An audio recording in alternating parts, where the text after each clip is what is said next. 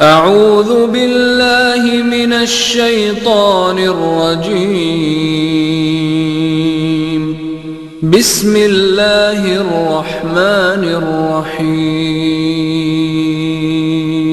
والسابقون الأولون من المهاجرين والأنصار والذين اتبعوهم بإحسان رضي الله عنهم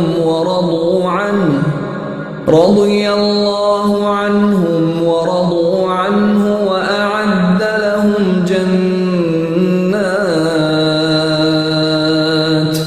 وأعد لهم جنات تجري تحتها الأنهار خالدين فيها أبدا ذلك الفوز العظيم.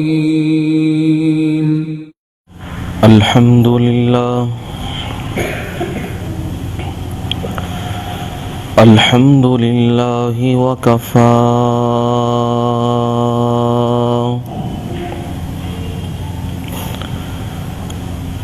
والصلاة والسلام على سيد الرسل وخاتم الأنبياء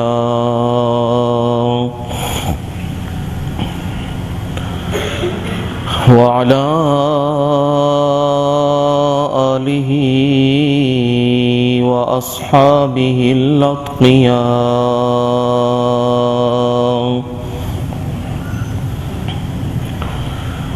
خصوصا على سيد الرسل وخاتم الأنبياء.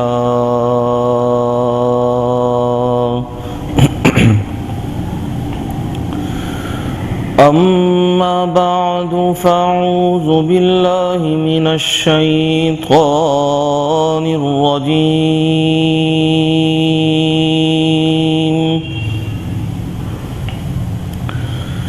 بسم الله الرحمن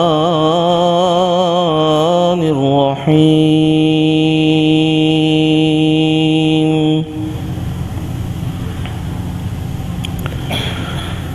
والسابقون الأولون من المهاجرين والأنصار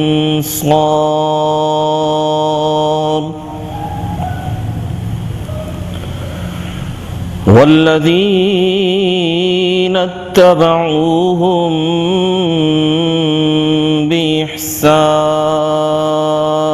بإحسان رضي الله عنهم ورضوا عنه وأعد لهم جنات تجري تحتها الأنهار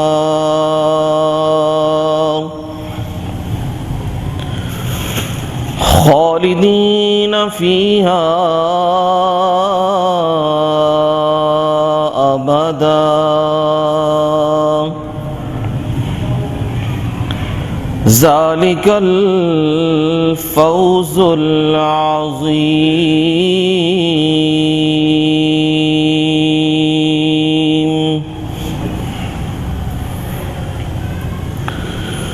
والسابقون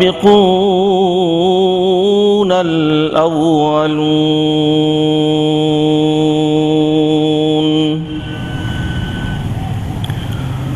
और आगे बढ़ने वाले पहले, मिनल मुहाजिरीन वल अंसार,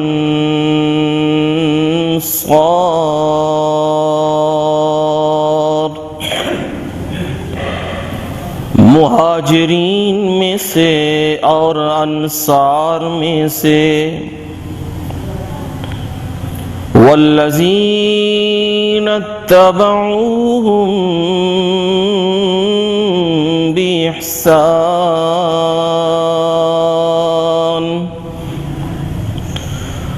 और वो लोग जिन्होंने नेकी में کی پیروی کی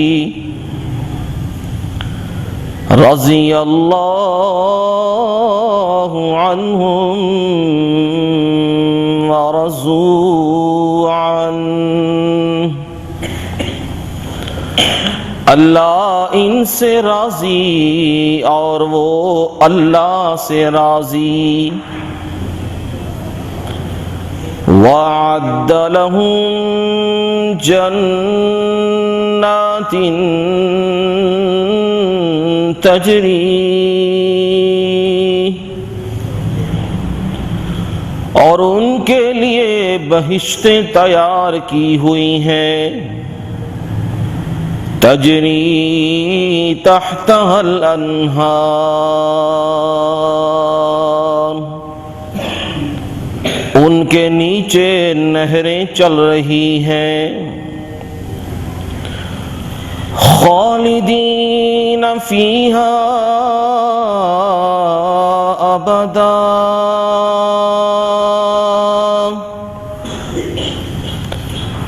اس میں وہ ہمیشہ ہمیشہ رہیں گے، ذالک الفوز العظیم،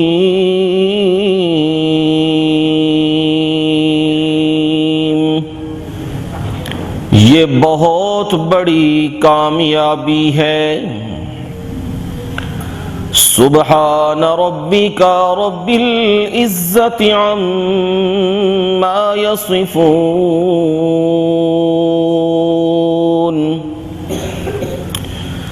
وسلام علی المرسلین والحمد للہ رب العالمین۔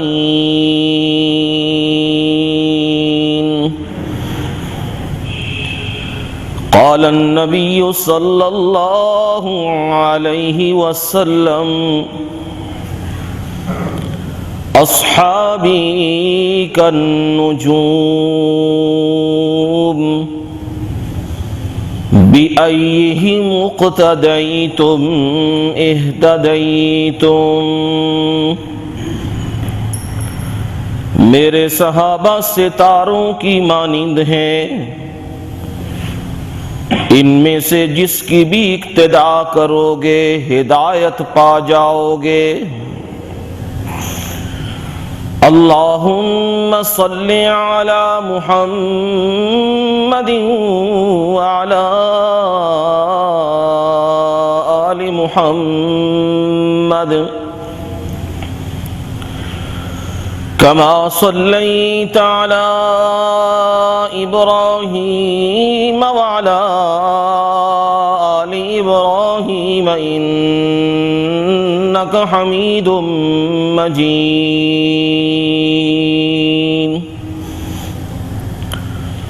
اللہم بارک علی محمد وعلی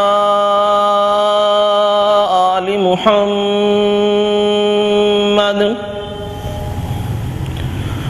کما بارکت علی ابراہیم وعلی آل ابراہیم انک حمید مجید۔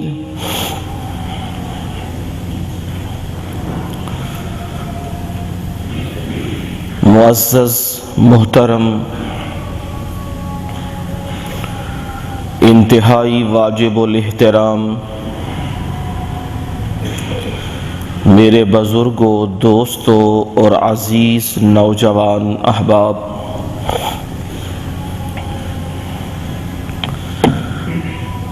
قرآن مجید فرقان حمید سے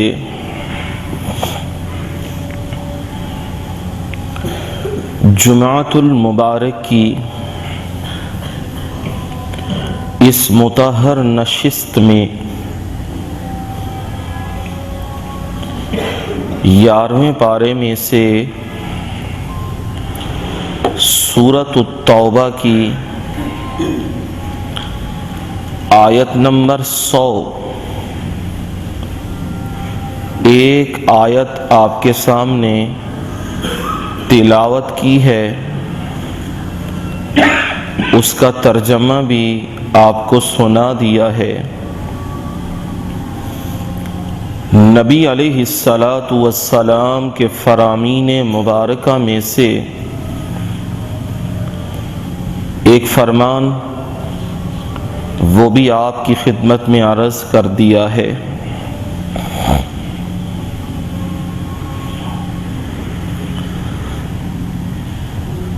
تسلسل سے آپ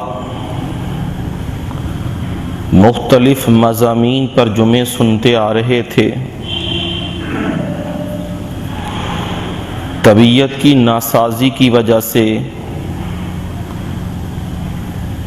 آج والد محترم نہیں آئے، اس لیے مجھے حکم دیا تو میں آپ کی خدمت میں حاضر ہوا۔ مطلوب و مقصود ہم سب کا یہ ہے، میرا مقصد یہ ہے کہ آپ لوگ اپنا قیمتی وقت نکال کر آئے ہیں، بہت ساری مشکلات اور بہت ساری پریشانیوں کو چھوڑ کر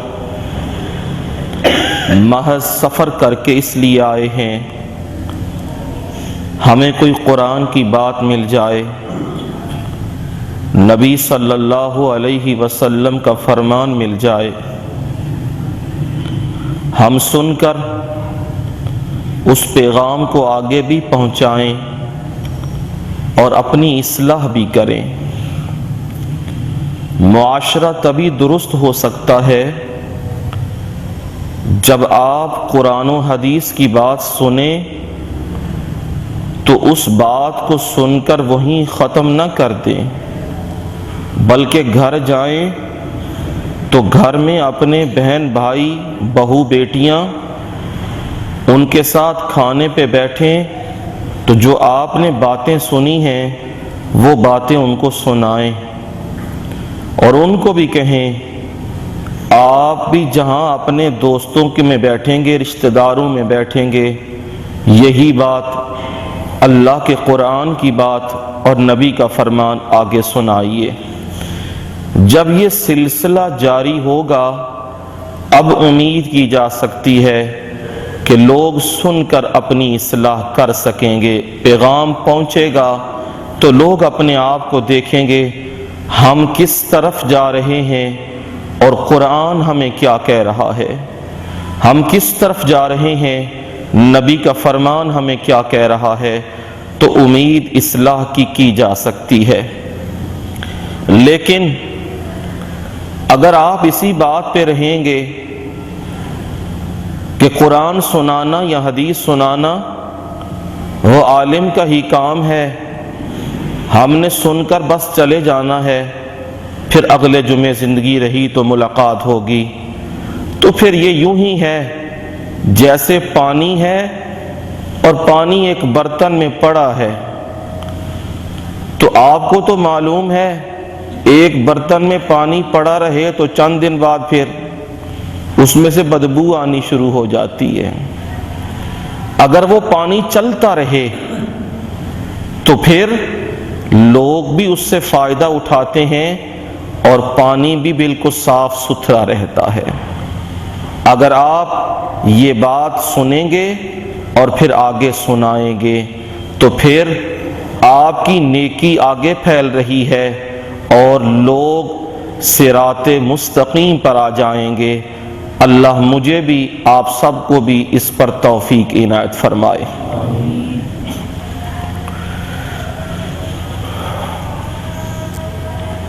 ان تمام جمعوں سے پہلے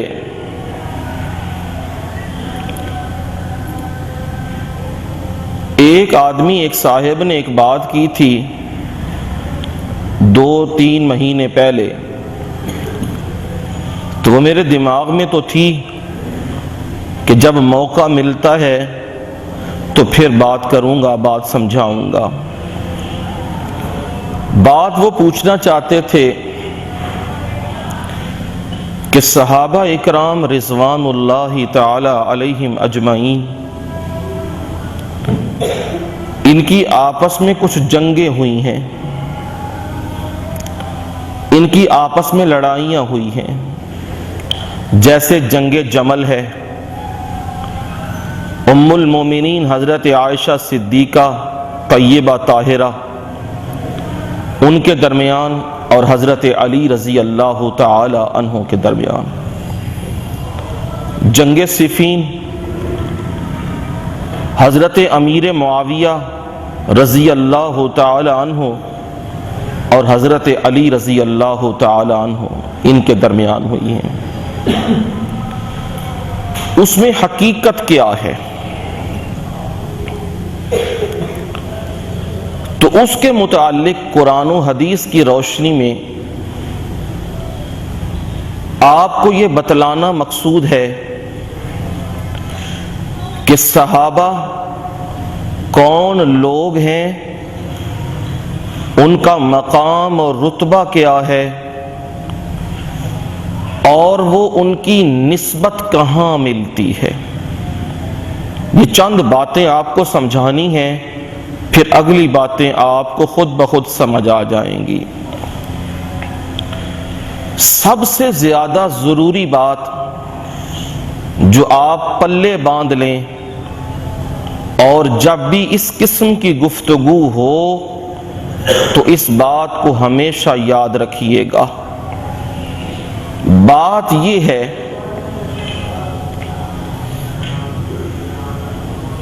جب بھی صحابہ کا مقام آپ نے ڈھونڈنا ہے، صحابہ کا رتبہ اور مرتبہ آپ نے دیکھنا ہے، تو پھر قرآن کے سوا اور حدیث کے سوا کسی اور طرف نہ جائیے گا۔ جو رتبہ اور مقام قرآن نے صحابہ کا بیان کر دیا ہے، جو حدیث رسول میں صحابہ کا تذکرہ آ چکا ہے،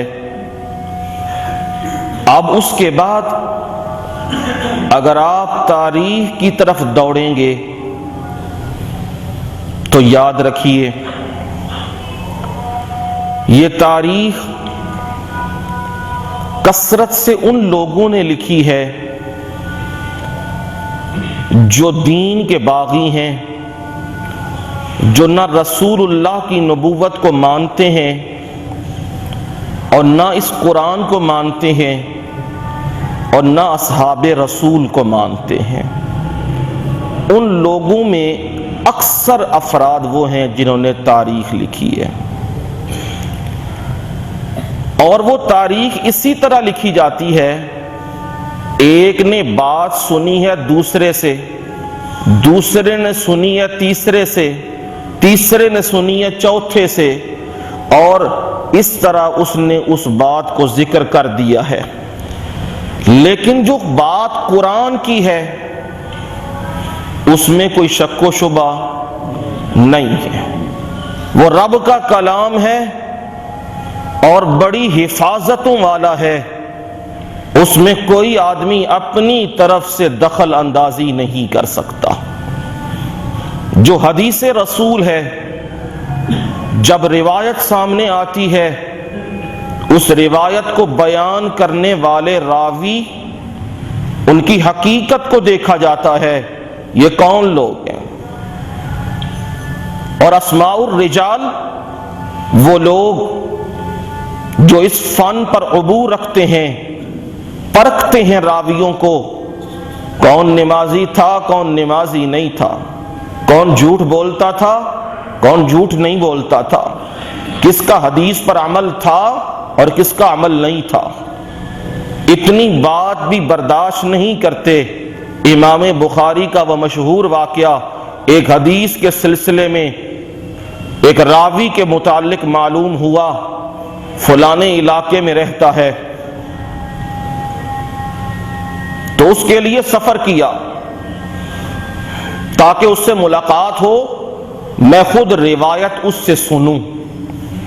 جب وہاں پہنچے تو وہاں اس راوی کو دیکھا،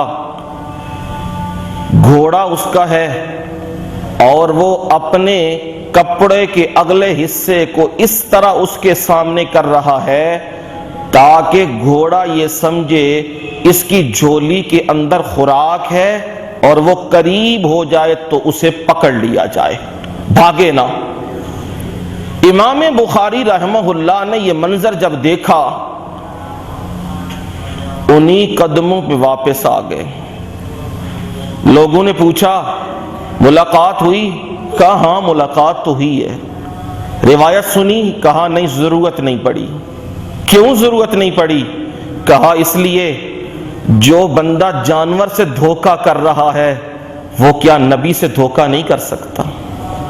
اتنی احتیاط ہے حدیث کے اندر، اور ہر راوی پہ جرح ہوتی ہے کون صحیح ہے اور کون غلط ہے، پھر جا کے روایت کسی پائے پہ پہنچتی ہے۔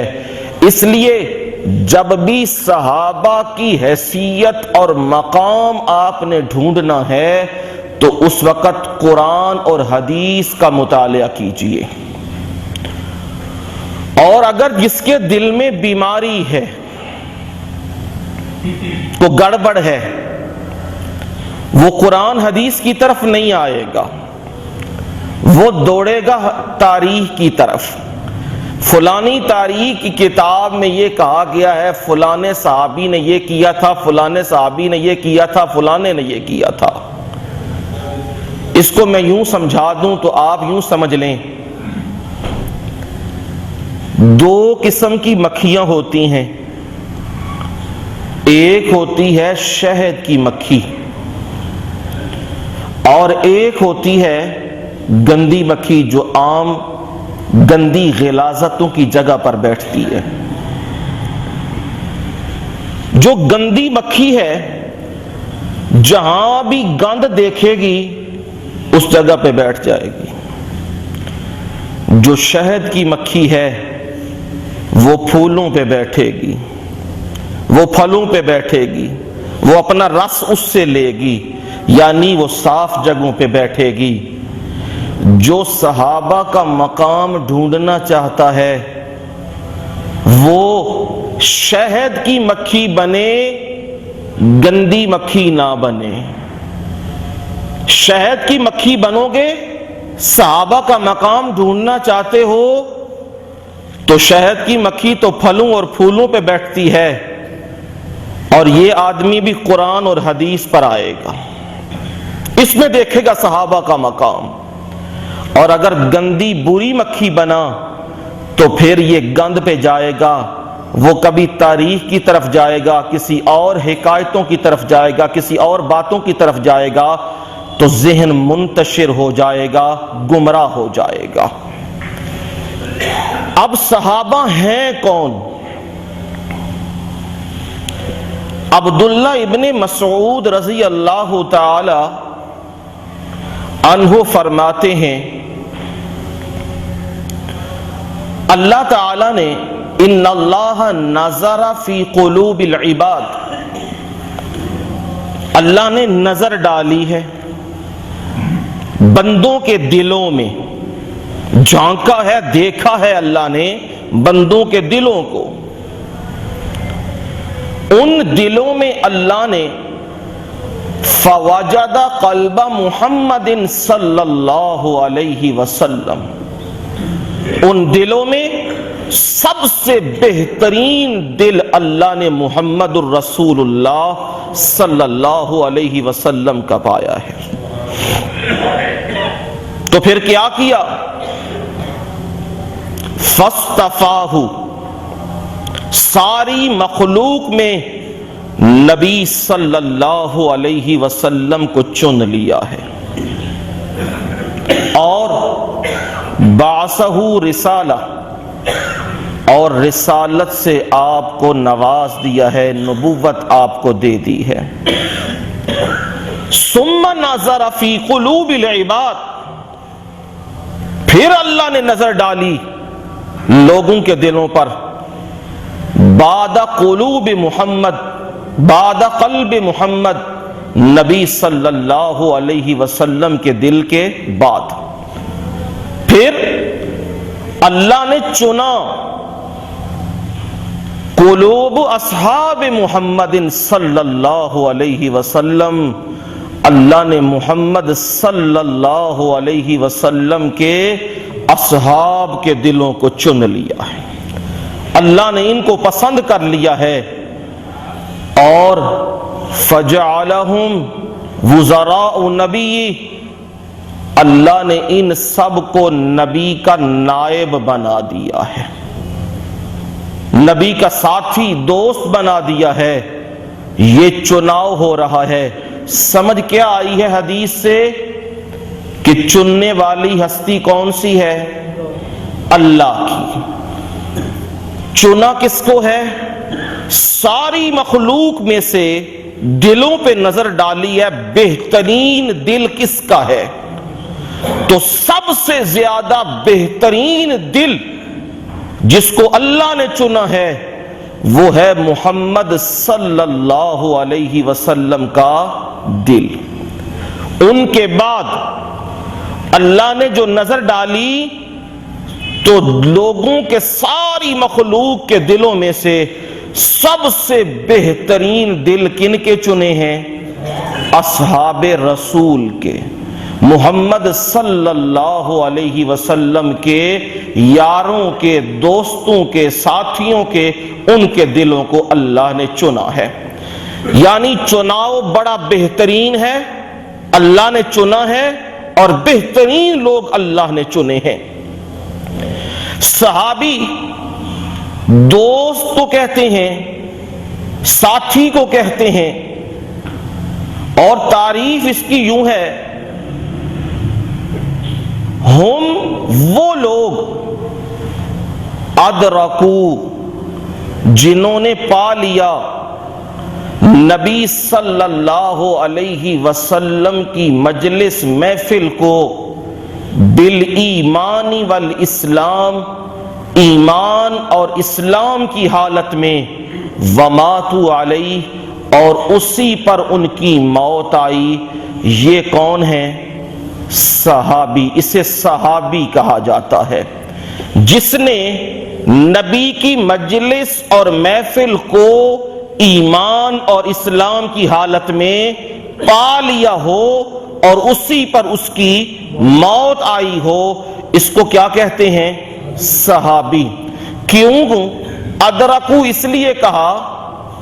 بعض صحابی تو ہیں نابینا، وہ تو نبی صلی اللہ علیہ وسلم کو دیکھ نہیں سکتے، اس لیے دیکھنے کی بات نہیں، بات ہے جس نے آپ کی مجلس کو پا لیا ہے، اور وہ بھی ایمان اور اسلام کی حالت میں۔ ان لوگوں پر ان کو اللہ نے چنا ہے۔ نبی صلی اللہ علیہ وسلم کے جو اصحاب ہیں، اصحاب سیر، ان کی تعداد لکھتے ہیں 1,24,000، 1,10,000، 1,44,000، مختلف تعدادیں ہیں۔ مشہور و معروف جو ہے وہ 1,24,000 ہے، یعنی لاکھ سے متجاوز ہیں نبی صلی اللہ علیہ وسلم کے صحابہ۔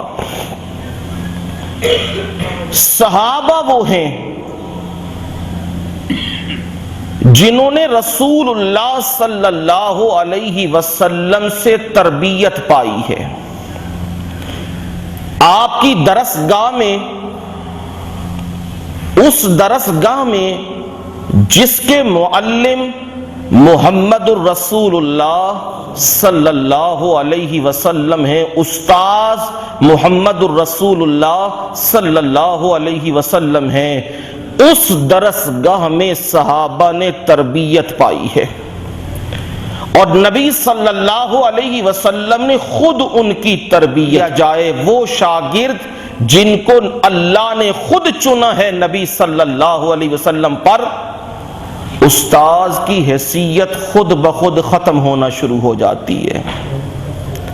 اب جو صحابہ پر جرا کرتا ہے، صحابہ کو برا بھلا کہتا ہے، تو وہ حقیقت میں کس کو برا بھلا کہہ رہا ہے؟ نبی صلی اللہ علیہ وسلم کو، کہ آپ نے تربیت درست نہیں کی، آپ نے ان کے اندر یہ بری عادات معاذ اللہ پیدا کر دی ہیں، وہ اللہ کے نبی پہ جرا کر رہا ہے۔ اور قرآن جو ہم تک پہنچا ہے وہ قرآن 3 واسطوں سے، 3 ذریعوں سے ہم تک پہنچا ہے۔ اگر وہ 3 ذریعے، 3 واسطے، ان میں سے ایک واسطہ بھی ٹوٹ جائے تو پھر قرآن مجید کے متعلق یہ جو بات ہے کہ قرآن ذالک الکتاب لا ریب فیہ، یہ کتاب وہ ہے جس میں شک و شبہ نہیں ہے، اس پہ حرف آ جائے گا۔ پہلا جو واسطہ ہے وہ ہے جبریل امین۔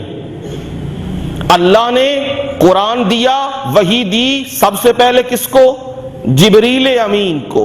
جبریل امین یہ وحی لے کے آئے اور قرآن مجید نے صاف ان کے متعلق فرما دیا، انہ لقول رسول کریم ذی قوت عند ذی العرش مکین مطاع ثم امین وما صاحبکم بمجنون۔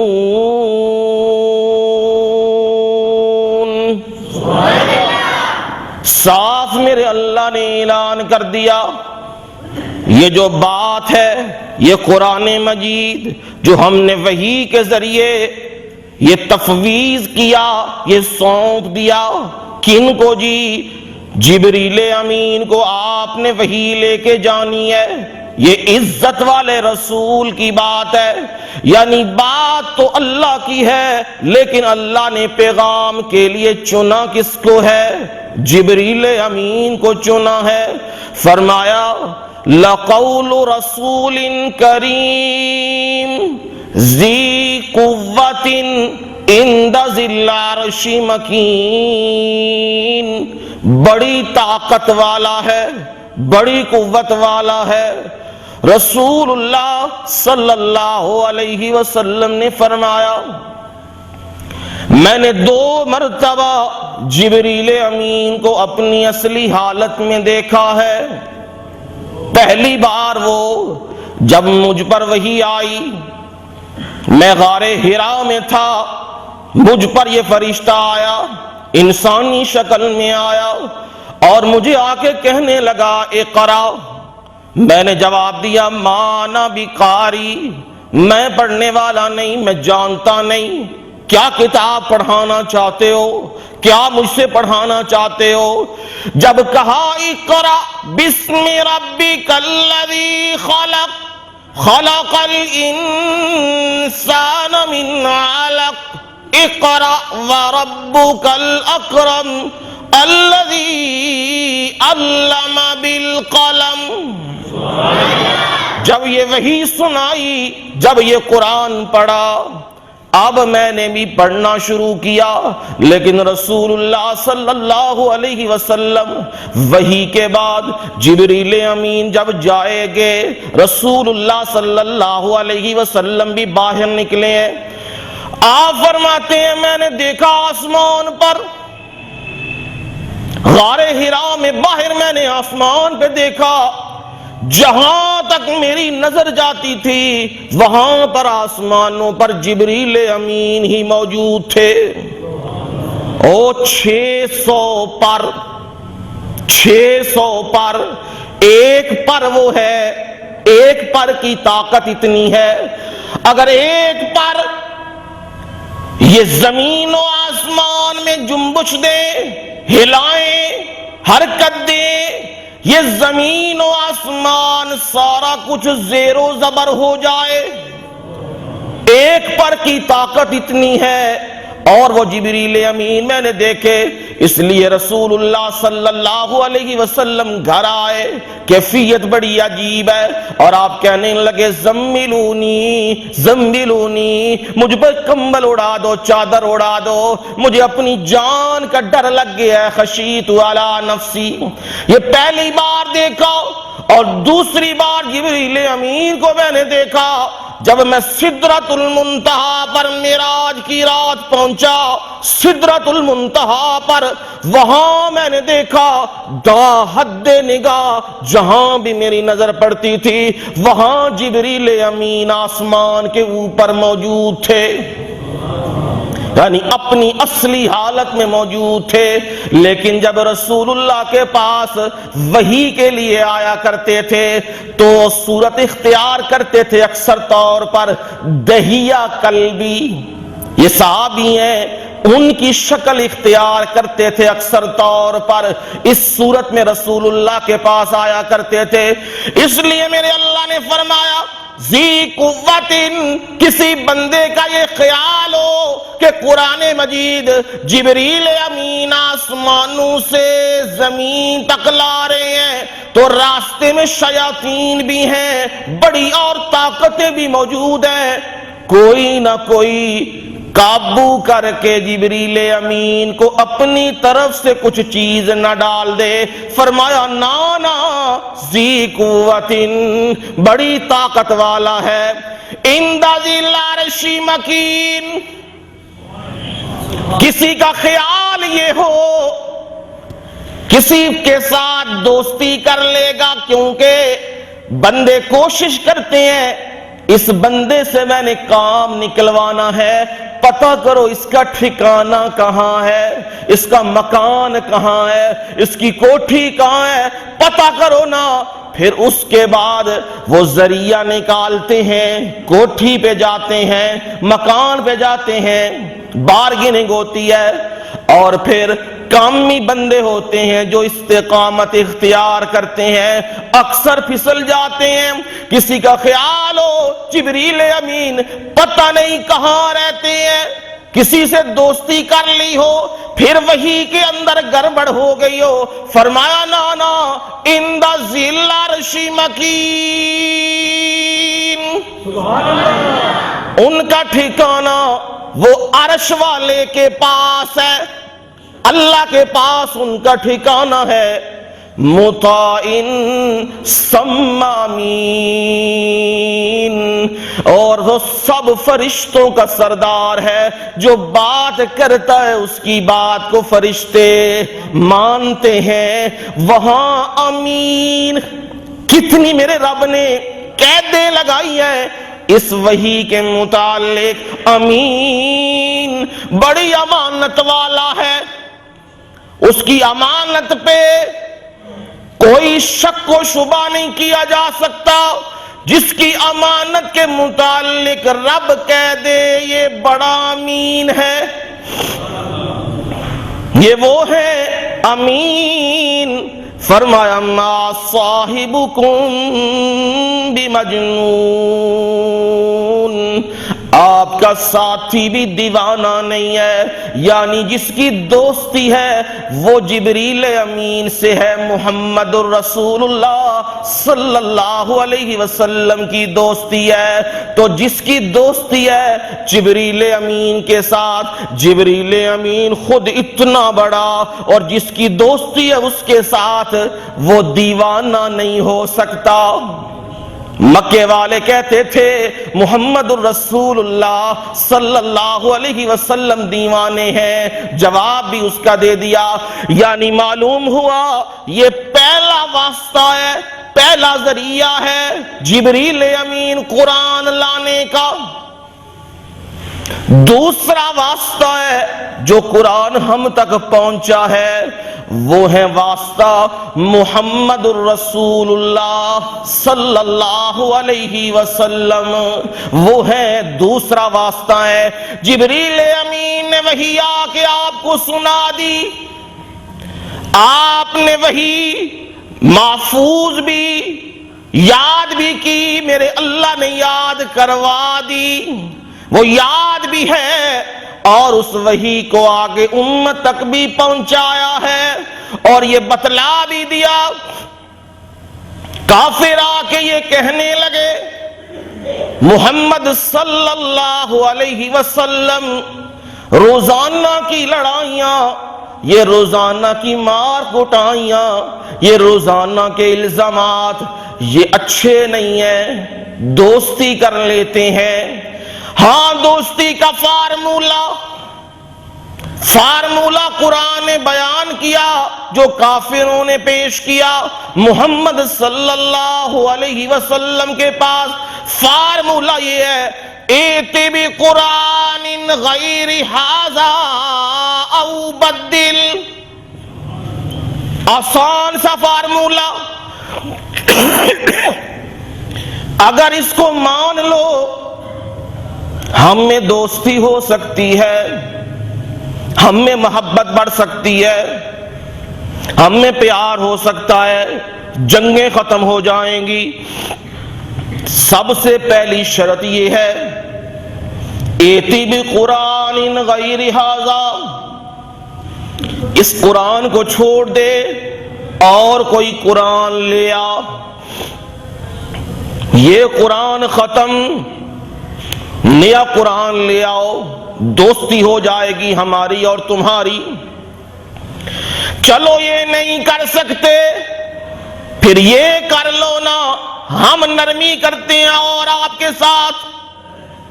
وہ نرمی یہ ہے، او بدل ہو، یا اس قرآن کو تبدیل کر دیجئے، اس وحی کو تبدیل کر دیجئے۔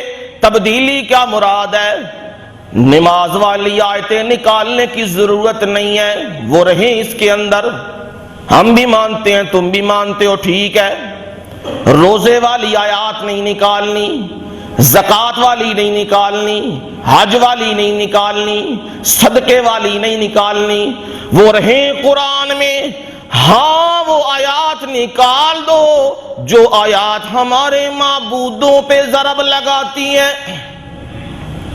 جو قرآن تمہارا یہ کہتا ہے، یا ایھا الناس ضرب مثل فاستمعوا له ان الذین تدعون من دون اللہ لن يخلقوا ذبابا ولو اجتمعوا له وَإِن يَسْلُبْهُمُ الذُّبَابُ شَيْئًا لَا يَسْتَنقِذُوهُ مِنْهُ ضَعُفَ الطَّالِبُ وَالْمَطْلُوبُ۔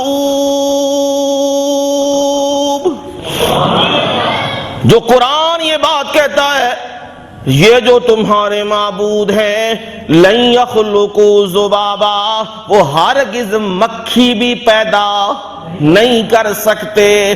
یہ آیات ہمارے معبودوں کی توہین کرتی ہیں، یہ آیات ہمارے معبودوں کو برا بھلا کہتی ہیں۔ ان آیات کو نکالو۔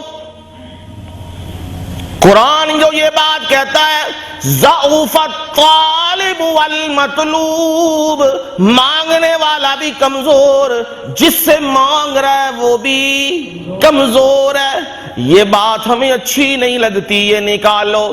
ہاں، یہ قرآن کی بات ہمیں اچھی نہیں لگتی۔ قرآن جو یہ بات کہتا ہے، ما یملکون من قطمیر، یہ کھجور کی گٹھلی کے اوپر سفید پردہ، اس پردے کے بھی مالک نہیں ہے۔